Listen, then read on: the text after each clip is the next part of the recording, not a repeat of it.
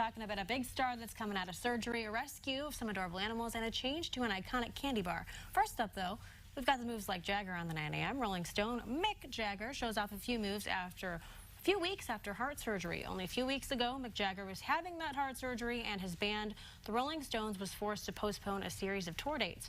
But the frontman shared a video with his 2.17 million Twitter followers Wednesday, in which he proves that he's fighting fit. A clip of the 75-year-old great-grandfather showing off his trademark moves in a dance studio. He's seen dancing not to a Stones track, but to Techno Fan by English rock band The Wombats. He is now prepping to resume the No Filter tour after those dates were postponed, and the tour now kicks off with a couple shows in Chicago, and then I believe one in Miami at the Hard Rock Stadium. So good to see he can still dance. Yeah, he can still dance. Yeah. Look at that. That's what you call, I guess, rehab, because, of course, you get back out. It's something you did before. You can't just get exactly right. It's got to be a heck of a physical therapy process. I think so. Yeah. Well, Kitten in Oregon is doing much better after being rescued by a garbage man earlier this month. He was emptying a trash can when he saw the kitten hanging upside down from its back legs covered in spray foam. He took the can back to the Hillsborough garbage disposal facility where staff worked to free the kitten, and they took the kitten to a vet. Since then, he's been recovering at a shelter. Police say the people that live at the property are caring for the cat, and they're not suspects in any way in this investigation. So once the cat's ready to go back home, it should go back to its owners. Anyone with information about the animal cruelty should call the authorities.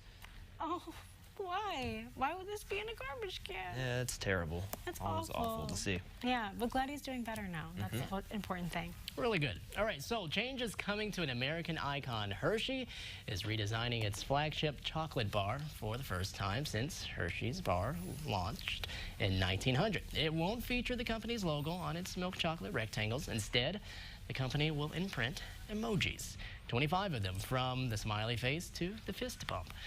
But don't get too excited or too sad. If you prefer the classic design, it's only for a limited time. The emoji emblazoned candy bars will come in both standard and snack size varieties starting this summer.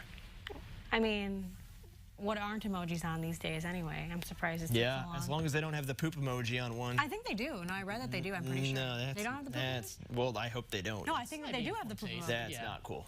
Well, no thanks. Poop chocolate. Let us know what you think about that. Go to our Facebook page, you guys, our Instant Connection poll.